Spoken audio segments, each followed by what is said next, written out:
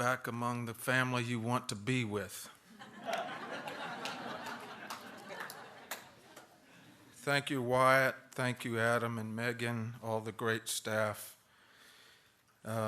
It's an honor to be among this group and to learn from all we share. About a month after I left Sewanee last summer, I received a package in the mail from Claudia Emerson, and at the residency last summer, she noted with some disapproval that I had a drugstore ink pen in my pocket, the 98-cent version. And this package she sent me about a month later contained this very fine writing instrument. All of the poems I'm going to read tonight, I wrote with this.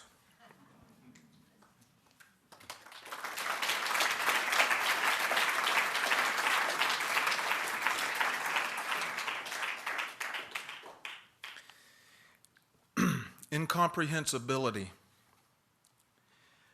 I was trying to find a word for when you encounter something in life or the world that can be thought about or considered or even felt with a vague twinge, but won't allow itself to be known, just beyond the grasp of the mind. It isn't a desperate reaching after, but a very pleasant unreaching, the twinkling distance of not quite there, a light on a hillside far away, or merely the notion of the light. The mind enjoys this laziness, to drift beyond the knowable realm and float around in watery thought. And yet, it isn't thought. It's too far out. You're not really trying to grasp anything or prove a point. There isn't a point. It's like a branch whose length is lifted by a breeze, but the single leaves stay still. There isn't a word for that.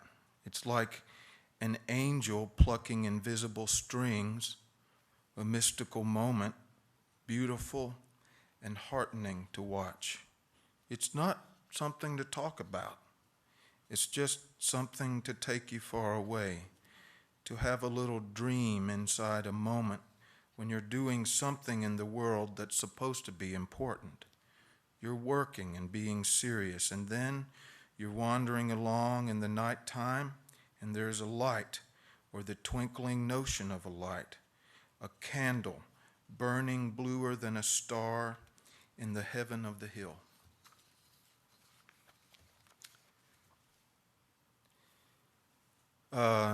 Sometime in the late 1700s, a visitor came to the home of William Blake and his wife Catherine, and the visitor inquired about soap, why there wasn't any in the house.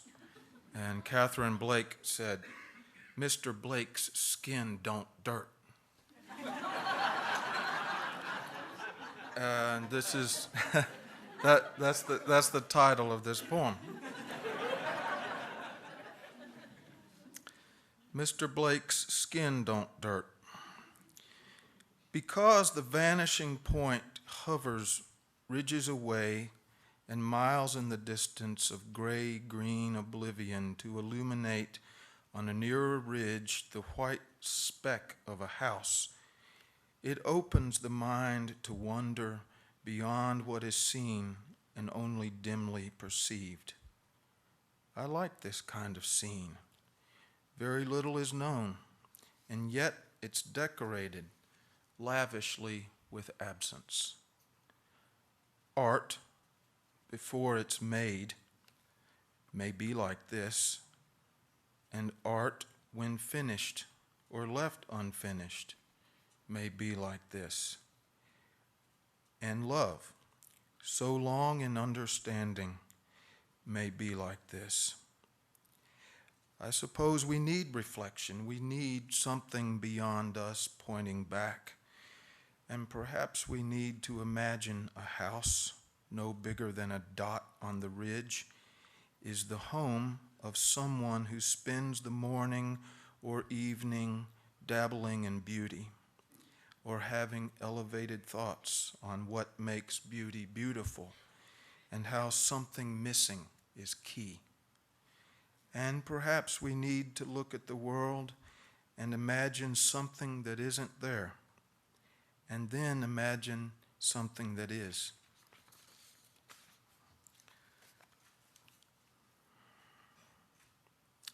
Mercy.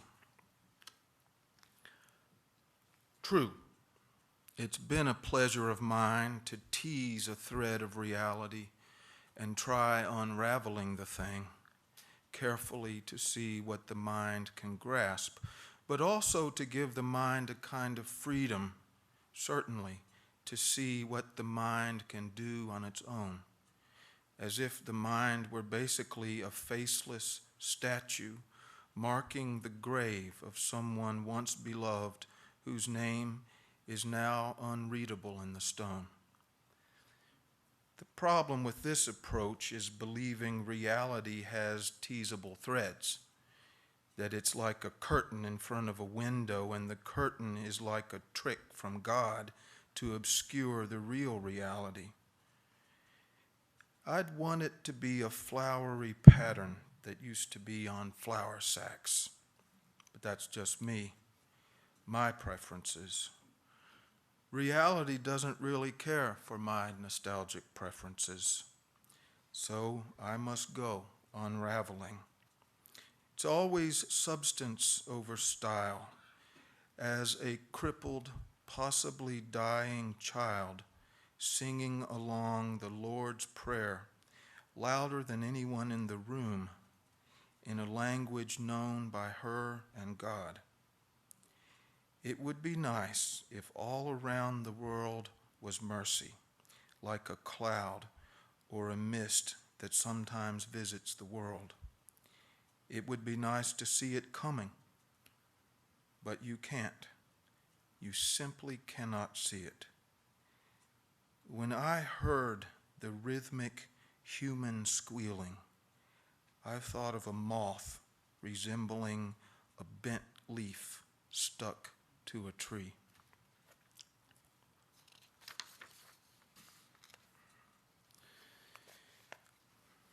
Another moth.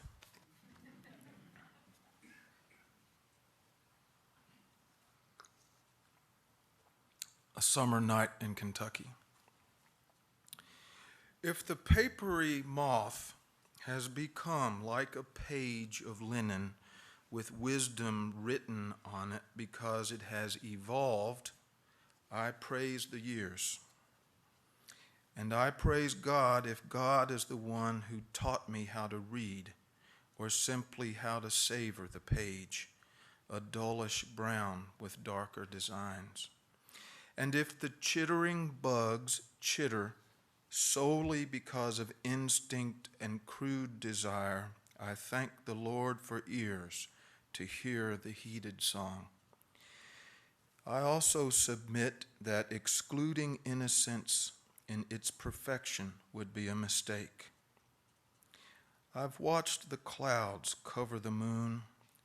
I've heard the tremble in the sky resolve itself to nothingness, and declared to myself the world prefers to be at peace, even as sorrow and grief present themselves for study. Much is made of these, I believe, but not enough of love and hope. This summer night I am inclined to love, and hopeful love, and loving. No poet worth his salt would call for this, and yet I'm calling now, and feeling pretty good about it. I have a beautiful wife to love. I love the beautiful and admit to sentiment and the world coming in a single sudden moment together in a way that doesn't seem so sudden. The wild animals and bugs, the night, the falling night and its sounds, the listening.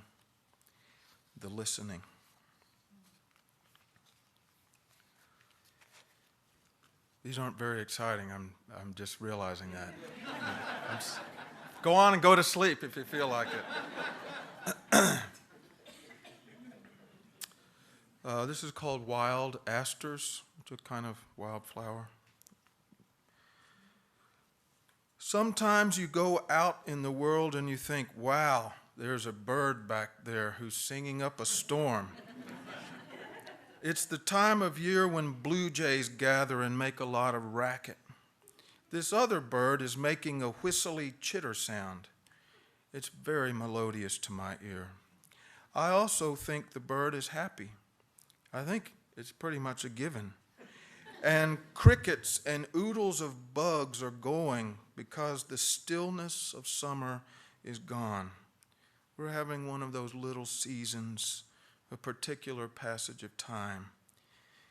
You can tell the world is changing, but it's going to be okay. It's normal change. It isn't cataclysmic. I'll leave the cataclysms to other folks. Some people really like that stuff. The end of the world routine. Not me. I like birds and the happiness of birds. Have you ever noticed birds do not go crazy? I also really like trees, and trees definitely don't go crazy. It's just an observation. I'm not trying to sound like an aphorist. I'm more of an ambler. I like to see what's going on and give it some thought. I'm not Mr. Aphorism. I'm Mr. Guy who likes birds and trees. People get worked up about the fallen world. I'm not against the fallen world idea, but I think we can still have happiness. It's funny. Wisdom doesn't make you happy. It might just make you sad. But I can see it otherwise. Wisdom helps you change your mind, and a lot of the time it's good to change. The wild asters are blooming now. I like them too. They're pretty things, just purple splotches in the distance and fuzzy in the fading light.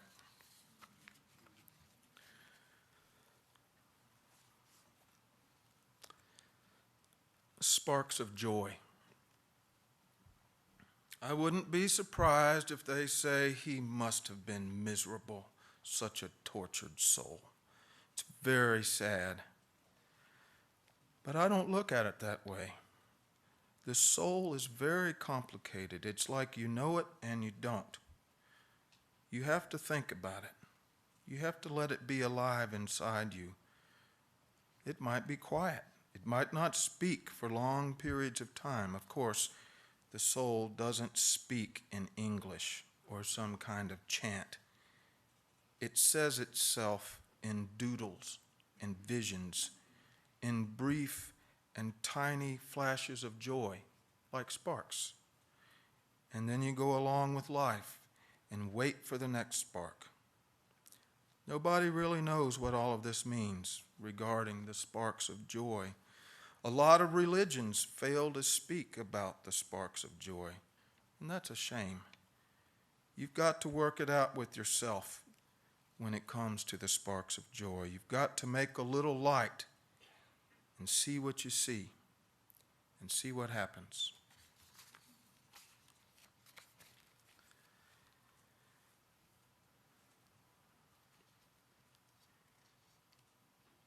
A little red book. Officially, I'm nothing, not a thing of any consequence. Oh, I listen to the world and see it, but that is the world. Today the world is raining. I'm not raining myself, though the sound of fingers thrumming a table in the sky is pleasing to my ear. Today the world is rainy and grayish with patches of white. It isn't yet what it's going to be. The world is always becoming something else. It won't be still, and yet It has the feeling of being constant, especially if from a distance you see some hills. For days and days they seem the same, remote and rounded and blurrier the farther you see, and thus more likely to seem unchanging. Art, I think, must offer more than mere appearance. The world is more than mere appearance. It's vastly more. Try listening to rain and see what you think. It's like having a little red book whose spine is cracked, and you crack it open one more time, and there before you is something else to think about. If it has symbolic meaning, it's still too soon to tell, but you study it as if the sun is coming out, or a long empty pond is filled, and a butterfly that should have been battered to nothing is rising from the grass.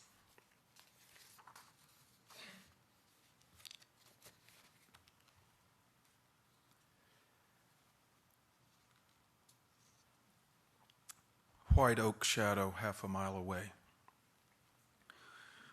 One thing I hadn't noticed before is a tree that's standing on a hill nearby, and I had to climb a hill that's nearer in order to see it. Declining November light, a solitary tree, and its shadow darkening the hill behind it like a smudge of India ink. And I saw the shadow before I determined the tree was there. A dreamy little paradox. To determine means you reach the end of something, but I don't think I've reached the end of the tree. It's entered my mind, and I'll keep looking at it there. A thought or two will come from it, I suppose. The tree will leave a mark. I'm fine with that. It's good to have a tree alive on a hill in your mind, and then to study the actual tree to see if it has other aspects. The tree must be an oak because the leaves are still attending it, like a bunch of people who haven't been let out of church.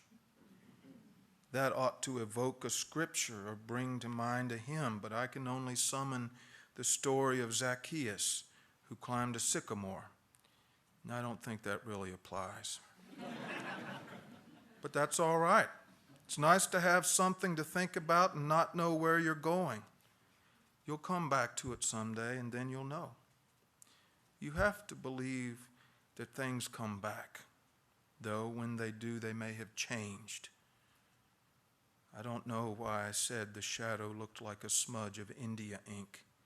It's not like I have a special thing for India ink. It's just an expression. It's just something that came into my mind, and it seemed like the right thing to say because the shadow looked like a smudge of something that from a distance was dark, that was made ironically by the light.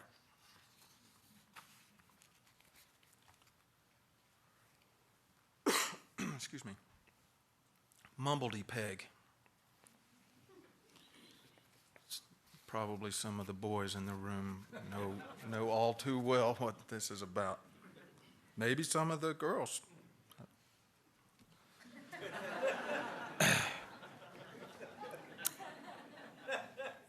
Mumbledy peg. You don't see people whittling like you used to. It's like whittling is out, along with mumbledy peg, the kind of game some boys would play in a barn some afternoon. People are tired of the old Americana stuff, the hokey scenes on calendars, the beauty of a cat-eye marble. And yet, if you're a whittler, all you need is time, a pocket knife, and a stick, and you're in business. I had a teacher who made a dog from a bar of soap. right there in the classroom in front of us. We marveled how the shape took shape. I made a fantastical rooster once from a stick. His comb was out of proportion to his little body. He wasn't persuasive as a rooster. But who expects a rooster to be persuasive anyway? And my grandfather carved an elephant from a peach pit. The skill he had is evident. But I wonder why he wanted to use something small to represent something large. What was going through his mind in 1920, whenever it was? In a drawer somewhere, I have the knife. The handle is made from bone, and the blades are worn down to nubs. I used to use it when I played Mumbley Peg. The old knife is sitting there in the drawer with some cat-eye marbles and a couple of dominoes. I used to like to hear them click together. It was a very particular click.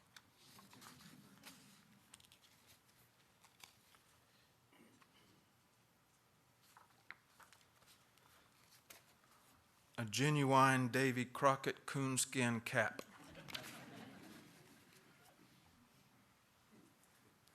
Somewhere in there, in the early years, it was important for me to get to Tennessee, where I knew I could acquire for my adventuring mind a symbol of my desire for adventure and my wilderness imaginings, a symbol I thought would make them true, a genuine Davy Crockett coonskin cap. I was enthralled by the history and what is now regarded as a myth. So be it. It mattered to the boy I was. I didn't know the cap was made of rabbit fur or the tail was fake.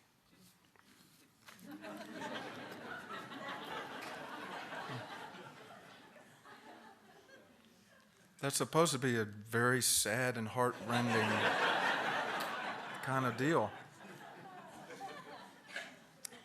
Insensitive people here.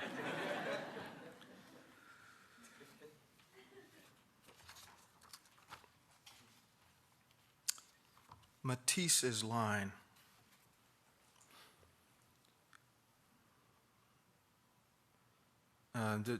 This poem came in my mind because I think I remember reading that at some point Matisse wanted to make drawings composed of a single line without taking the brush or the pen up. Late in his career. I like the experiment of seeing what a single line can do. In drawing, you probably want the line to curve to give it some distinction. A line that's simply straight just doesn't do much on its own. It's like someone drew it with a ruler. Who wants a line drawn by a ruler? I've decided precision is something to resist in art. There's too much authority in it. And I wouldn't want precision in life either. It's dangerous to be so stiff. You have to be flexible. You have to let things change and feel the force of all existence. The things that are good are often in the center, hovering in a little cloud, but in art, you see them from the edge, from stepping back. You can get it too without trying to get it exactly right. Whatever is hovering in the cloud. A hawk might swirl right out of it in a single line and swirl back in.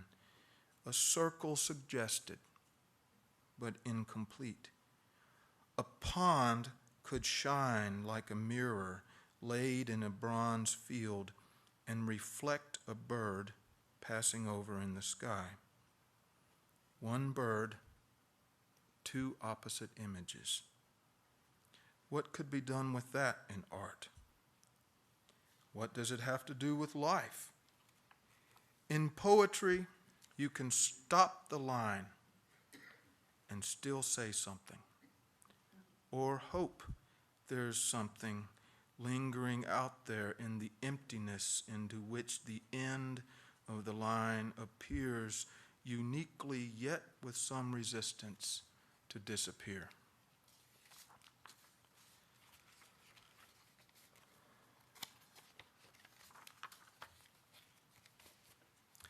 By God, I'm a ham-eating fool.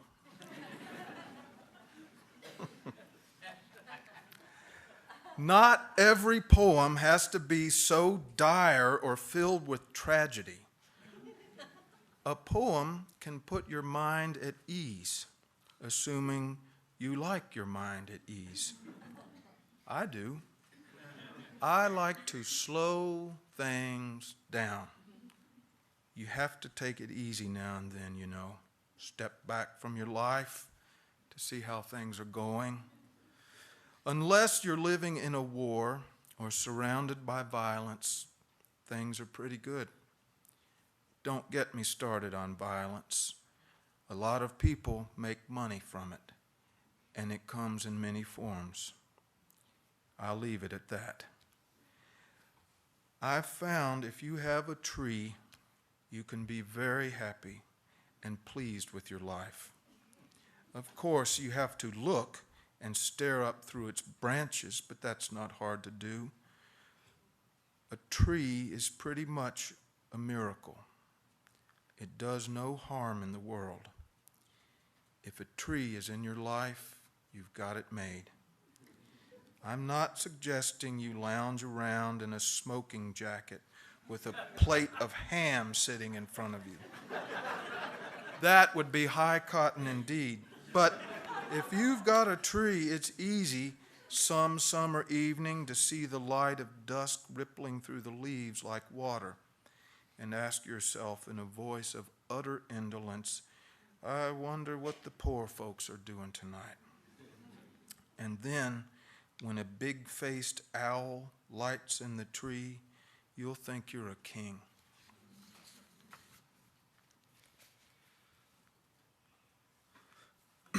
Licks. We each were given 3 licks for throwing snowballs against the side of the school and making them stick. It snowed so rarely we didn't know what snow could do. Lessons were over, but we were lingering outside before we walked the alleyway in the field where our tracks in the snow would jumble together and then untangle on our way home. I had the farthest way to go, but not so far, and a paper route and other chores before the dark. Homework was nowhere in my mind. I was trying to make a face on the wall, but it just looked like a bunch of blotches.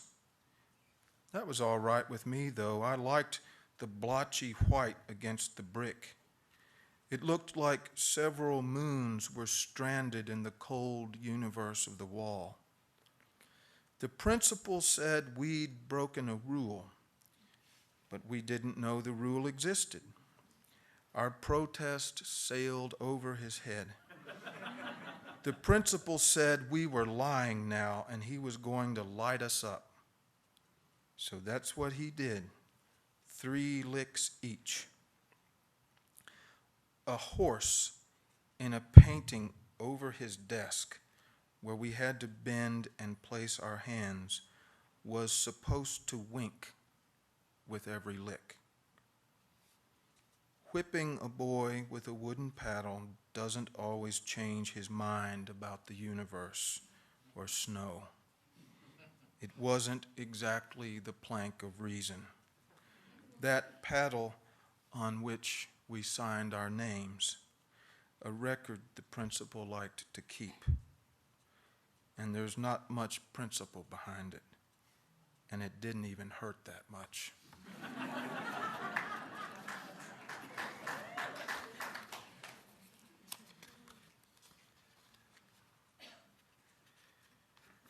I'm going to skip a few here.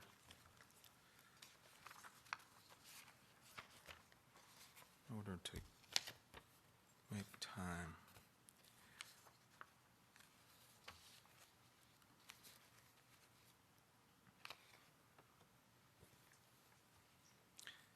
My eye.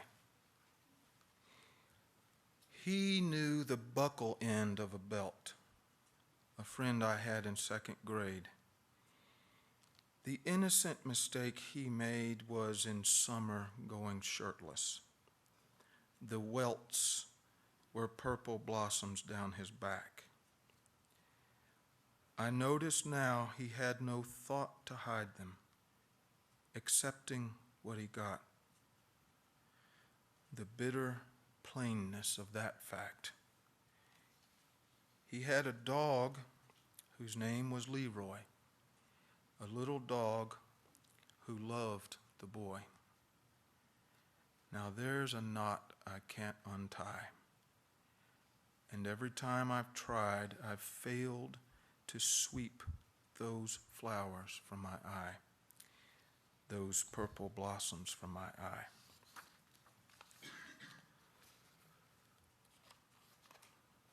I'm going to butcher a French word, two of them.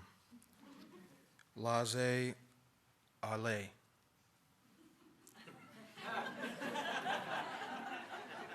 I'm finished now, thank you. Laissez aller, I think, means total freedom. I'm starting to get it now with French. You string a couple of words together and make a bunch of vowel sounds, and then you put this tone in your voice to indicate how natural it is not to pronounce half of the letters in the words. And if you're a consonant, you're out of luck. Just listen to someone speaking French. There's very little clicking, no bleats from double T's, no double D's. The vowels make lovely melodies gliding over any trouble that may be rumbling underneath. It's probably more complicated than that.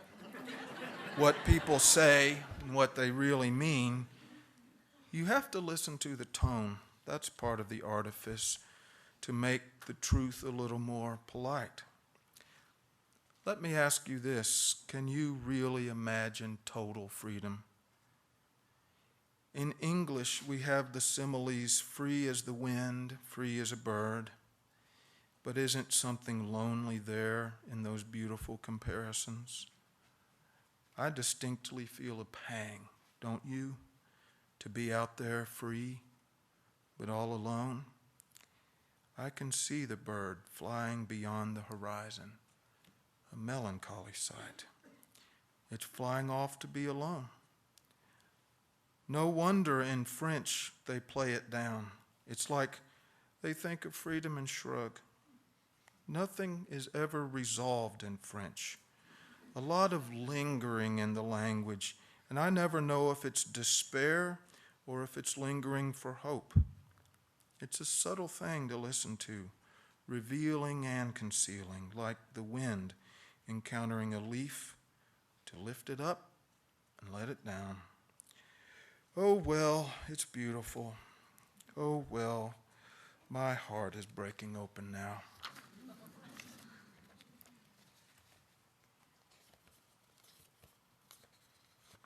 Okay, I've got three more.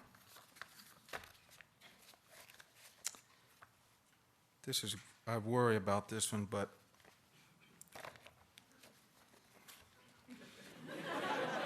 there's an Italian epigraph here.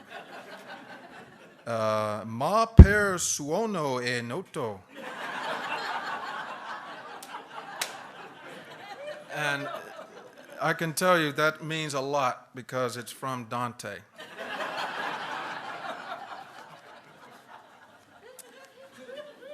This is called American poetry. More innuendo, please. I mean, you've become painfully direct. A cold statement of rage and longing, or recollected petty grief. And then there's that tone of disappointment, the imitated lilt of a line. But I prefer discovery, or simply being stunned by beauty, or stunned by the utterly unknown, and something that sounds like only itself. A lot of you is second rate, but that's because you're American, and we don't expect perfection here. We have more guns than poetry. I don't know what it takes exactly, but it doesn't need to be exact. You can get it mostly wrong and still have something in front of you that matters. But let us not forget, even our outrage is a privilege, and art requires humility. I just don't want to hear a voice that sounds like it's reading a script. Don't you think there's always a song that's singing itself in total darkness below the story, whether the story is epic or fleeting? It's the sound, the mysterious sound that calls us to it. That's how Dante wandered out of hell. He heard a sound and followed it. It was the sound of a stream in darkness, and the one who led him out of hell was a shade. Oh, maybe it's just me, but I think you need more butterflies. Wouldn't you like to see a cloud of butterflies you can't see through?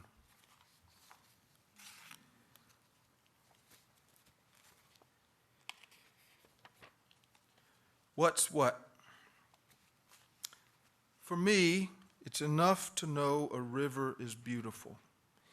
It can symbolize all kinds of things and placidly glitter at the center or the edge of a landscape. A lot of rivers begin below the ground, down there in the mystery. And it doesn't bother me not to recall the name of the river gracing a city considered to be the mark of culture. I might remember bits and pieces about the city from school, but mostly it's a blur with a river glittering in it. I mean, the city doesn't confer exalted significance on the river. It's the other way around.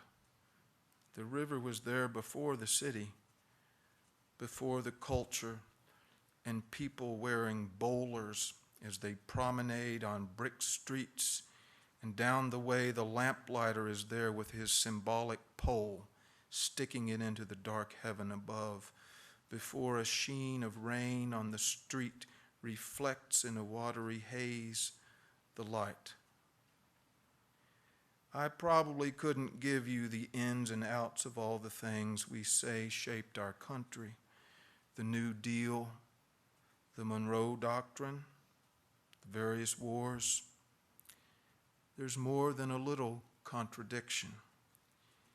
It must be normal for a country to have some contradiction behind it. I know a river in Kentucky. It's called Red Bird River and was named for an old Indian. The water used to be so clear you could see the bottom, and you'd be over your head if you didn't know the bottom was always farther down when you wanted to cross the river. Before he went to oblivion, there's a photograph of my grandfather up to his waist in the river. He's holding a string of fish as long as the span of his arms. It's like he's holding up a bridge and smiling. He went to oblivion after that. I'll tell you one thing. Violence can leave a long, long mark. I never heard the sound of his voice, but I've imagined his voice singing. But that's another river. Maybe I know what's what about a handful of things. I can name a bird by its song. I can be amazed and moved by beauty. I can do a few things with my hands. But a lot of things are washed away and watery. So many things are always moving and won't be still. And yet, they're in the mind somewhere. They're in the bottom of the world. And no one knows what's what about that. It's part of our condition, I guess. We can't be up on everything. You have to let a few things go and kind of shrug at the universe. A lot of times it's fun to stand there in front of the dark universe. I mean, it is the universe. It doesn't have beginning or end, and everything that is in it, even something you half remember or dream or something you forgot was still in your mind after all these years. This last poem is called Little Darling.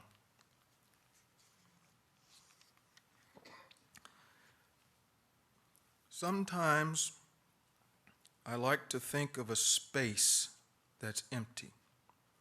It could be a room, but it would just be joists and beams and wide plank floors and walls, a basic structure you could use. I imagine something stark in a room like that. I like putting something in an empty space to see how it fits, to see if the space defines it more or if the thing can clarify the space. In a room one time, I leaned a little darling washboard against a wall. It was the only thing in the room and conveyed a lot by being alone in the space, and the space itself had purpose. It helped to haunt the thing. It's like a spirit was in the space, a spirit stamped with little darling on the board before the ribs began. I also like to think of a space that's outside, a glade surrounded by trees with a yellowish green light glowing in the leaves. The most beautiful thing I've imagined in the glade is a cradle with blue flowers blooming like a blue cloud around it. There's someone asleep in the cradle, very glad to be alive in the beautiful world.